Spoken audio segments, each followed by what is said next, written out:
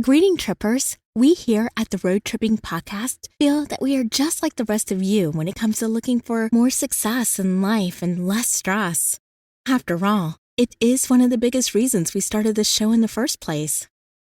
To that end, we would like to introduce you to today's show partner, the Zen Doctor podcast hosted by Dr. Steven Simpson. His show is designed to help you come to a Zen mindset through his weekly guidance delivered right to your favorite podcasting app. Have a listen to his trailer, then go check out the show. My name is Dr. Steven Simpson, and I host the Zen Doctor podcast channel. Our mission is to develop a Zen mindset one step at a time, with one 10-minute episode every week. People who have the Zen mindset achieve more success in life with a lot less stress. They also seem to attract a lot more luck. Together, we'll find their secret. Subscribe to our channel, join our growing tribe, and a warm welcome awaits you.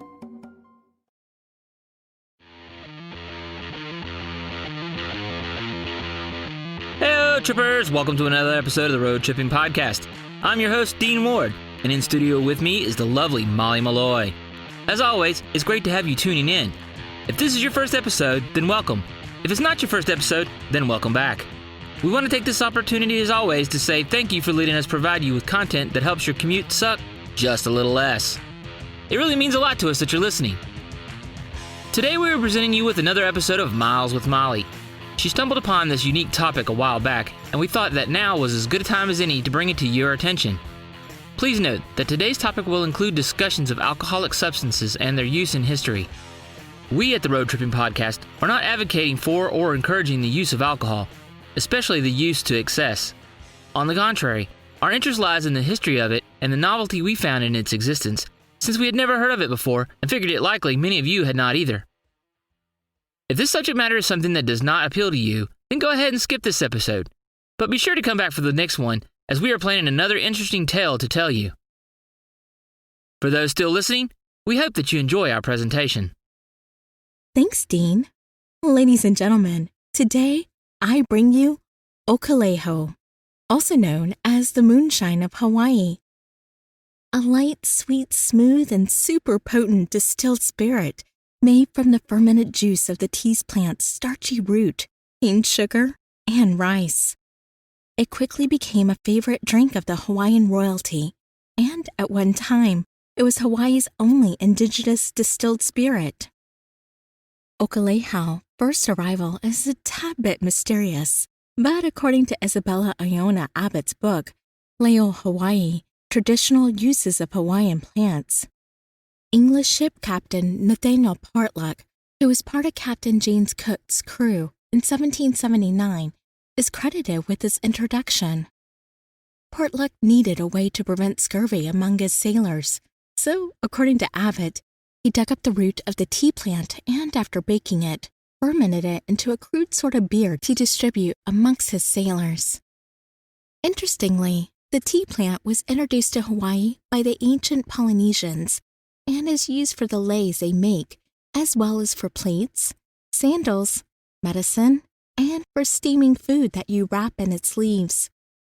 A mature root can weigh as much as 300 pounds, or 136 kilograms.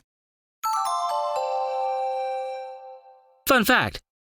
Captain Cook was famous, of course, for being the British captain who achieved the first recorded European contact with the eastern coastline of Australia and the Hawaiian Islands, and the first recorded circumnavigation of New Zealand. Cook was attacked and killed in 1779 during his third exploratory voyage in the Pacific while attempting to kidnap the island of Hawaii's king in order to reclaim a stolen boat from one of his ships, as well as some ransom. He was held in some high regard by the Hawaiian natives, so upon his death, they followed their religious practices at the time and prepared his body following rituals usually reserved for the chiefs and highest of their elders. The body was disemboweled, baked to remove the flesh, and the bones were carefully cleaned for preservation as religious icons, much like the European saints of the Middle Ages. Some of his remains were ultimately returned to his crew for a formal burial at sea. This gesture was likely honorably meant, other portions having been allotted to important chiefs and priests, but treating Cook's body in this manner gave rise to the rumor that the natives were actually cannibals.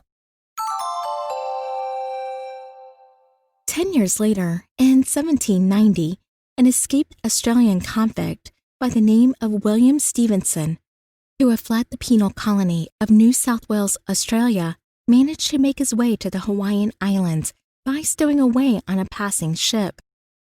Soon after arrival, Stevenson began using 2 large iron pots, recovered tripods from whaling vessels that would have been used to boil whale blubber, to recover whale oil, to boil his distillate. To the natives, the pots bared a resemblance to the human's rear end, so they gave the drink the name Okolehao, which roughly translates to iron bottom. Apparently, the natives had a propensity for making anatomical comparisons for lots of things.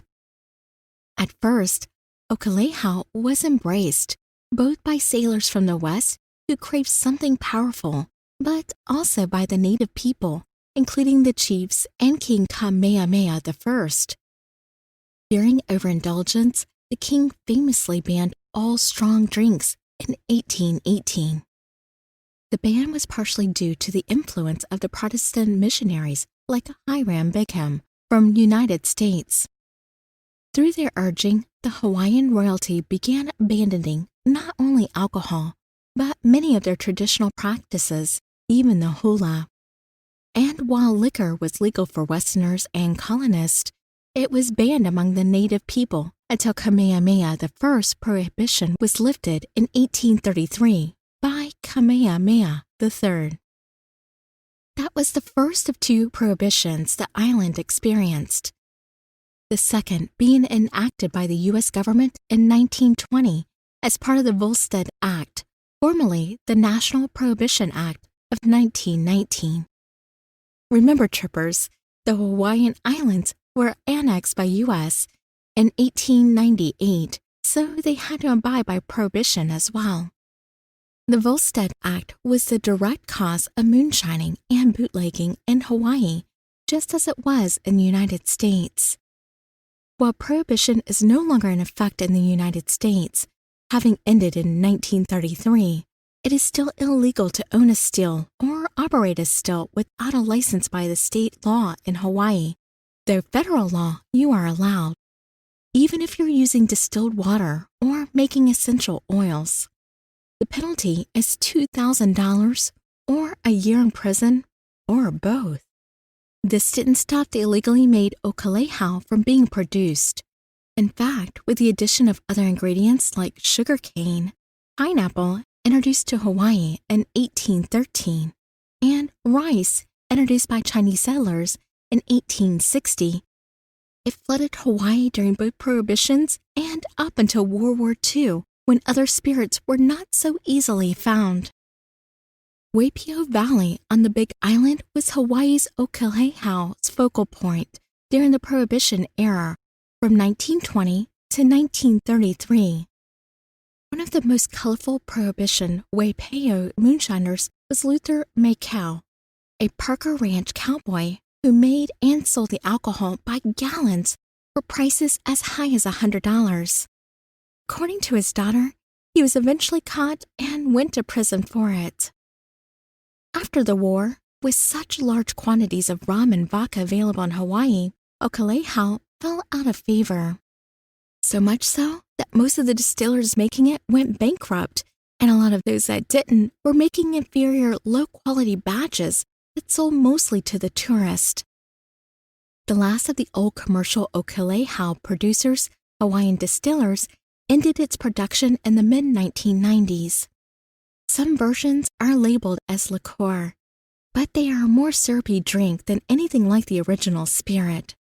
But in 2012, the drink was reintroduced as Okolehao and as a true spirit for the first time in a century. There is said to be no original 18th century recipes that exist anymore, but the company that produces it now says they've created their recipe based on 5 years' worth of research, including reading and translating archived newspapers written in Hawaiian. While a reliable guess, it's believed that the 1792 version was much harsher and funkier tasting due to the rudimentary equipment used than the current recipe, but other than that, the company feels it should be extremely similar. While Dean and I are not big drinkers, preferring to savor it in very small amounts, we just knew we had to order a bottle and give it a try. And even though it could be found in local lounges in the Hawaiian Islands, we still had to order it and have it shipped to the United States, since there are currently no U.S. distributors that we could find. If you want to indulge after your commute as well, then you can easily find the supplier online. Just be sure to check out the regulations of your home state, as shipping alcohol across certain jurisdictions is still prohibited. Each bottle is currently costing around $35. So I know you're probably commenting to yourself, Molly, what does it actually taste like, right? Well, once it arrived at the studio, Dean and I unpacked it, and we poured a small sample. Okolehao is smooth with a hint of sweetness from the tea root, and because it's completely unaged and is a full 100 proof, it lights a fire in your mouth. It is moonshine after all.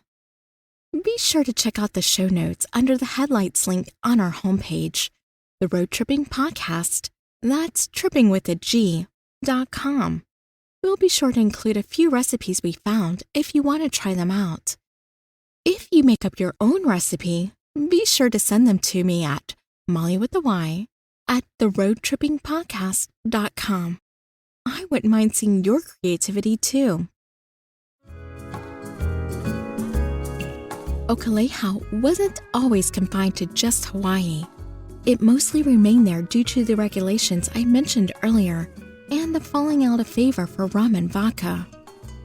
In 1938, Eben Lowe smuggled an illegal bottle of Okolehao into the World Exposition of 1889 in Paris.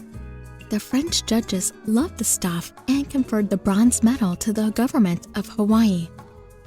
Another time, in 1915, he took first prize for excellence at a spirits competition in San Francisco. Okolehao is mentioned prominently in a number of books about the island's history, cuisine, and flora, and has even appeared in a 1951 John Wayne movie called Operation Pacific, and even more recent a cameo in an episode of Hawaii Five-0 in 2012. In an oral study of Native Hawaiians carried out in the late 1970s, the interviewer asked his participants to recollect what life was like in the 1920s and earlier.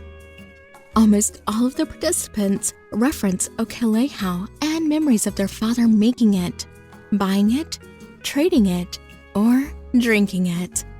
But what's interesting is that, though it has played such an influential role in the history of Hawaii over the past 226 years, not that many people actually know about it.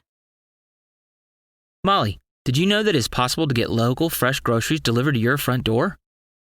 Yes, in fact, I've been using Instacart for some time now, and it's great. It saves me so much time. For one low monthly fee, I can get unlimited deliveries at any time I need them. I'm sure in your busy household, that's a serious plus. Absolutely. For example, just last week, I was sitting at my daughter's soccer game when my husband called to remind me that he was bringing his boss over for dinner and he couldn't wait for my famous lasagna. Well, it wasn't 2 seconds after I ended the call that I realized I still needed a few things for dinner, but the game had just started, so I couldn't leave. Instacart solved that for me with their app, and after a few clicks, I was able to order exactly what I needed. The best part was, the delivery was waiting by the garage door as soon as we got home. Yeah, but is it limited to certain stores or just to name brands? No, you can shop multiple stores and get the products you love. They even highlight deals and brands you may not have seen before. The Instacart shoppers pick the products you choose based on your preferences and make sure they are picked fresh and kept safe all the way to your door. That sounds great. How do I get signed up? To start your free 14-day trial, follow the link in the show notes or click on the Instacart banner on our homepage, the Road Tripping Podcast, that's tripping with a G.com, to let Instacart know that we sent you and support the show. Instacart. Never set foot in a grocery store again. Well, that is all the time we have for in this episode of the Road Tripping Podcast. But if you liked it and want to hear more, please subscribe to the show feed and give us a 5-star rating on your favorite podcast directory. The more positive reviews we receive, the more trippers will be able to find us, and the faster we will grow, thus being able to bring you new content. Be sure to visit our website, theroadtrippingpodcast.com, that's tripping with a G, to keep updated on future shows, leave show suggestions, and to see all the ways to find and interact with us all in one place. If you are able and feeling generous, then a link to our Patreon page can be found under the support link on the homepage. As always, until next we meet, stay safe, trippers.